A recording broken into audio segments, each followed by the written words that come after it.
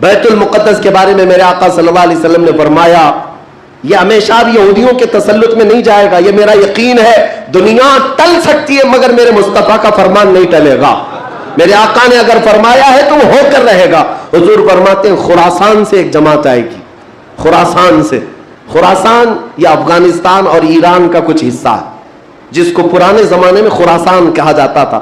میرے آقا فرماتے خراسان سے کالے جھنڈے لے کر کے ایک جماعت نکلے گی اور وہ اتنی تیزی سے بڑھتی ہوئی بیت المقدس کی طرف آئے گی کہ دنیا کی کوئی حکومت اور کوئی طاقت ان کا راستہ نہیں روک سکے گی، اور وہ جھنڈے سیدھے لا کر بیت المقدس پر گاڑ دیں گے۔ تنصب بإیلیا، میرے آقا فرماتے ایلیا یہ بیت المقدس کی سرزمین کو کہتے ہیں، جھنڈے وہاں گاڑ دیے جائیں گے۔ اور حضور اکرم صلی اللہ تعالی علیہ وسلم نے یہ بھی فرمایا جب تم دیکھنا کہ یہ یروشلم بیت المقدس دار الخلافہ بن جائے، دار الخلافہ کا مطلب راجدھانی، حکومت کرنے کی جگہ بن جائے، میرے آقا صلی اللہ علیہ وسلم فرماتے ہیں فقد دنت الزلازل والبلایا والامور، حضور فرماتے ہیں تو پھر دیکھنا بڑے بڑے زلزلے آئیں گے دنیا میں۔ جب یروشلم کو راجدھانی بنا دیا جائے دار الخلافہ، بڑے بڑے زلزلے آئیں گے دنیا میں، والبلایا اور بہت ساری بلائیں پھیلیں گی پوری دنیا میں۔ یہ وائرس یہ کنٹینیو آئیں گے، یہ مت سمجھنا کورونا چلا گیا، ہاں یہ سب اب کنٹینیو آنے والی ہیں بلائیں، پوری دنیا میں بلائیں پھیل جائیں گی اور اتنے بڑے بڑے معاملات ہوں گے جن کو تمہارے کانوں نے سنا نہیں ہوگا۔ حضور نے فرمایا، اور یہ دار الخلافہ سے کیا مراد ہے؟ محدثین نے اس میں الگ الگ بحثیں کی ہیں، لیکن میں آپ کو بتاؤں 2017 میں، ابھی 3-4 سال پہلے کی بات ہے، 5 سال پہلے ان یہودیوں نے اپنی راجدھانی ڈکلیئر کر دی، یروشلم ہے، بیت المقدس ہماری راجدھانی ہے، اور سارے سفارت خانے جتنے بھی ایمبیسی ہیں انہوں نے سب وہاں پر منتقل کرنا شروع کر دیا، اور بیت المقدس کی سرزمین کو اپنا کیپٹل سٹی بنانے کا اعلان کر چکے۔ اور میرے آقا کی حدیث صادق آ رہی ہے، جب وہ راجدھانی بنے گی اب بڑے بڑے زلزلے ہوں گے اور پوری دنیا میں بلائیں پھیلیں گی اور بڑے بڑے معاملات ہوں گے، اور پھر اس کے بعد میرے آقا صلی اللہ علیہ وسلم فرماتے ہیں ایک دور ایسا آئے گا کہ اللہ ان کو ذلیل و رسوا کر کے اس زمین سے نکالے گا، اور ایک امام برحق کے جھنڈے تلے مومنین جمع ہوں گے۔ پوچھا گیا وہ امام برحق کون ہوگا؟ میرے آقا فرماتے ہیں وہ میری اولاد میں سے ہوگا، اس کا نام میرے نام پر ہوگا، اس کے باپ کا نام میرے باپ کے نام پر ہوگا، اور اللہ اس کو امام مہدی کی شکل میں بھیجے گا۔ ہاں یہ زمانہ بہت قریب آ چکا، یہ زمانہ بہت قریب آ چکا۔ میں بارگاہ رب العزت میں آج جمعۃ الوداع میں یہی دعا کرتا ہوں کہ مولا اگر زندگی کی سانسیں باقی ہیں تو امام مہدی کی فوج میں ہمیں جگہ عطا فرما، ان کے جھنڈے تلے مولا ہمیں امن و امان عطا فرما دے، دنیا سے ظالموں کے چنگل سے مولا ایمان والوں کو آزادی عطا فرما، کفار و مشرکین کے تسلط سے مومنین کو آزاد فرما دے۔ اے رب ذوالجلال احسن الخالقین، اس ماہ مبارک میں اگر تو ہمیں مولا ان راتوں میں ان دنوں میں عبادتوں کو قبول کیا اور بھیک میں کچھ دے تو مولا صرف اتنا دے دے کہ پوری امت کو مولا خیر و عافیت عطا کر دے، کھوئی ہوئی عزت و وقار عطا فرما دے، ہمارے ناحق قید کیے ہوئے بچوں کو مولا آزادی عطا فرما دے، بے قصور جیلوں میں بند ہمارے بچوں کو مولا آزادی عطا فرما دے۔ 1914 سے 1918 کے بیچ میں فرسٹ ورلڈ وار ہوئی، دنیا کی سب سے بڑی جنگ، پہلی جنگ عظیم، جس میں ترکیوں نے جرمنی کا ساتھ دیا اور ہار گئے برطانیہ انگلینڈ کے مقابل میں۔ تو ہارنے کی وجہ سے ہوا یہ کہ ترکی کی ساری خلافت ختم ہو گئی، خلافت عثمانیہ کے ٹکڑے ٹکڑے ہو گئے، 50 ملکوں پر ان کی اکیلی حکومت تھی، سب ٹکڑے ہو گئے، ترکی کو سب ختم کر دیا گیا، خلافت ختم کر دی گئی۔ یہ 1920 میں خلافت ختم کر دی گئی، اور پھر برطانیہ انگلینڈ کے تسلط میں، اس کے قبضے میں فلسطین بھی آیا۔ یہ وہ زمانہ تھا جب ہمارا انڈیا بھی انگلینڈ کے انڈر میں تھا، ہمارا بھارت بھی۔ برطانیہ ہر ملک فتح کرتے ہوئے اپنے اندر لیتے جا رہے تھے، یہ انگریزوں کی عادت تھی، تو فلسطین بھی ان کے انڈر میں تھا۔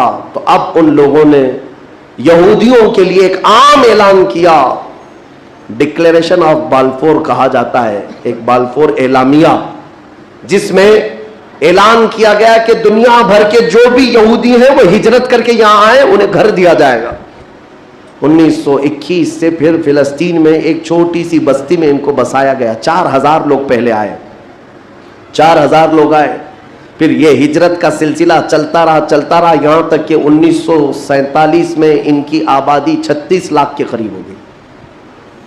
30-35 لاکھ سے بڑھ کر کے آگے بڑھ گئے. اور اس کے بعد پھر 1948 میں ان ظالموں نے اقوام متحدہ UN کی مدد سے یہ اعلان کر دیا پوری دنیا میں کہ اب یہ فلسطین نہیں ہے, اس کا آدھا حصہ اسرائیل ہے, یہ ہمارا ملک ہے. بات در حقیقت یہ تھی کہ UN میں اقوام متحدہ میں یہ بل پاس ہوا تھا کہ یہودیوں کو بھی رہنے دیا جائے, مسلمانوں کو بھی. اس فلسطین کے 2 ٹکڑے کیے جائیں گے, ایک مسلمان فلسطین بنائیں گے اور ایک یہودی اسرائیل بنائیں گے. آج بھی یہ اقوام متحدہ UN کا یہ بل آج بھی موجود ہے. اقوام متحدہ سے یہ بل پاس ہوا, یہودی تو مان گئے لیکن پورے عرب کے مسلمان اس کے خلاف تھے کہ عربوں کے بیچوں بیچ ایک یہودی ریاست کیسے قائم ہو سکتی ہے, یہ ہمارا مقدس معاملہ ہے, مقدس سرزمین سے ہمارا تعلق ہے. احتجاج کرتے رہے لیکن ان یہودیوں نے مال کے ذریعے, عورتوں کے ذریعے سارے عرب ملکوں کے جو بادشاہ تھے ان تک اپنا تسلط جما لیا. کئی ایسے عرب بادشاہ ہیں جن کی بیویاں یہودی ہیں, ان کے گھروں تک یہ پہنچ گئے اور ان کو ایسا نیوٹرل کر دیا کہ اب وہ فلسطین کے بارے میں بات نہ کریں. ہوا یہ کہ اسرائیل تو بن گیا لیکن آج تک فلسطین نہیں بن سکا. فلسطین کا وجود دنیا نہیں دکھاتی, گوگل میں چیک کرو تو نہیں بتاتا, فلسطین کوئی جگہ نہیں. میرے عزیزوں, ہر 10 سال پر یہ زمین کو ہڑپتے آج پورا وہ ارض مقدس جس کو فلسطین کہا جاتا ہے 90% یہودیوں کے قبضے میں آ گیا. اقوام متحدہ سے یہ بھی بل پاس ہوا تھا کہ آدھا کر لیا جائے, اسرائیل ایک ریاست, فلسطین ایک ریاست, لیکن بیت المقدس جو ہے مسجد اقصی وہ دونوں کے اندر میں نہیں رہے گی, یہ اقوام متحدہ کے اندر میں, یہ خود مختار رہے. کیونکہ یہاں یہودیوں کا بھی تعلق ہے, عیسائیوں کا بھی ہے, مسلمانوں کا ہے, سب کو یہاں آنا جانے کی اجازت رہے گی, کسی کے انڈر میں نہیں رہے گا. یہ پاس ہوا تھا لیکن آج حالات یہ ہے کہ اس بیت المقدس کی دیواروں پر, دروازوں پر یہ وحشی ظالم اسرائیلی بندوق تانے آج بھی کھڑے ہوئے. یہ جسے اندر جانے دیں وہ جائے گا.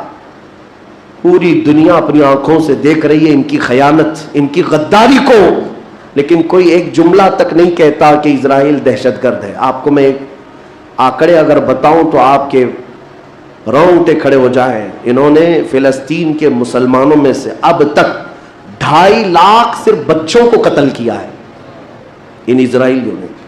آج بھی یہ ڈیٹا موجود ہے, انٹرنیٹ پہ موجود ہے, بڑی ویب سائٹس ہیں, انہوں نے شو کیا. اقوام متحدہ کی بھی رپورٹ موجود ہے کہ فلسطین کے کتنے مارے گئے. ان دونوں کی جنگ میں 24 لوگ اگر مارے جاتے ہیں تو 23 فلسطینی ہوتے ہیں, 1 اسرائیلی ہوتا ہے. پھر بھی دہشت گرد فلسطین ہے, آتنکواد فلسطین ہے.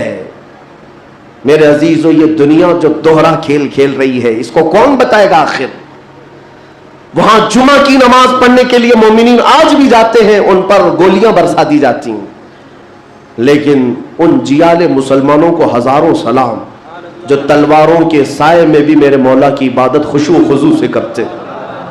میں خود گیا اور دیکھا ہوں, چھوٹے سے بچے, 6 سال کے 8 سال کے بچے ملنے کے لیے آتے ہیں اور یہ پورے اسلحے میں لیس فوجی کھڑے رہتے ہیں. چھوٹا سا بچہ ان کی گن کو یوں گھماتا ہے اور مسجد میں اندر آتا ہے, ایسا لگتا ہے جیسے وہ کھلونے کو پکڑ رہا ہے. میرے عزیزو, یہ بھی حدیث پاک کے ذریعے سے میں بتاتا ہوں. میرے آقا صلی اللہ علیہ وسلم فرماتے ہیں میری امت کا ایک حصہ قیامت تک باطل سے لڑتا رہے گا, قیامت تک باطل سے لڑتا رہے گا, اور ان کی مخالفت کرنے والوں کا ان پر کچھ بھی اثر نہیں ہوگا, اور دنیا میں کوئی بلا بھی پھیلے تو اس جماعت پر کچھ اثر نہیں ہوگا. صحابہ نے پوچھا یا رسول اللہ آپ کی امت کا وہ حصہ کون ہے؟ میرے آقا فرماتے بیت المقدس کے آس پاس رہنے والے مومنین کی جماعت ہے. ان کی فضیلت میں میرے آقا نے فرمایا قیامت تک لڑتے رہیں گے, قیامت تک, اور ان کی خلاف کرنے والوں کا ان پر کچھ بھی اثر نہیں ہوگا. اور ہم دیکھ رہے ہیں ارے بڑی عمارتیں ایک بم سے گرا دیا, दूसरे दिन उनके आसपास इनकी गाड़ियां भी चल रही हैं, दुकानें भी चल रही हैं, बाजार भी चल रहा है। कल रात को फायरिंग हुई, 50 लोग बैतुल मुकद्दस से उठा करके लाशें ले गए। दूसरे दिन जा करके देखे तो असर के बाद औरतें अपने बच्चों के साथ रोटियां सैंडविच खाती हुई बैठी हुई हैं। मतलब यह है कि न मौत का उनके अंदर खौफ है, न जालिमों के तसल्लुत का डर है। हाँ, ये भी अल्लाह ताला की तरफ से होता है कि मौला जब किसी का दिल कुशादा करे तो बड़े बड़े पहाड़ों से भी उन्हें डर नहीं लगता। और एक हदीस मेरे आका सल्लल्लाहु अलैहि वसल्लम ने फरमाया कि सय्यिदुल बुकाई बैतुल मक़दिस, सय्यिदु सखरति सखरतु बैतुल मक़दिस। हुजूर ने फरमाया पूरी रुए जमीन का सरदार जो हिस्सा है वो बैतुल मुकद्दस का हिस्सा, सरदार हिस्सा। और गुंबदों में अगर सरदार गुंबद है तो बैतुल मुकद्दस का गुंबद है, ये मेरे आका ने फरमाया। और हुजूर फरमाते हैं तुम देखना कि आखिर जमाने में सारे लोग उस जमीन की तरफ हिजरत कर जाएंगे। जब ऐसी हिजरत का वक्त आ जाए, हुजूर फरमाते फलज़महुम, तुम लाजिम पकड़ लेना, उस जमात के साथ चले जाना, क्योंकि खैर पूरी दुनिया में सिर्फ वही होगा और कहीं नहीं होगा। और आज जो हालात देख रहे ना, यहूदियों का तसल्लुत है, उनका कब्जा है, मेरे अजीजों चंद दिनों की बात है। मैं कुरान से और हदीस से, वक्त होता तो मैं आज, चूंकि ये जुम्मतुल विदा है और यौम कुद्स के नाम से पूरी दुनिया आज मना रही है, इसलिए मैंने तुम्हारे सामने ये बातें रखी हैं। बैतुल मुकद्दस क्या, आपको वीडियो अच्छी लगी है तो लाइक करें और शेयर करें। शेयर करने के बाद चैनल को सब्सक्राइब करें।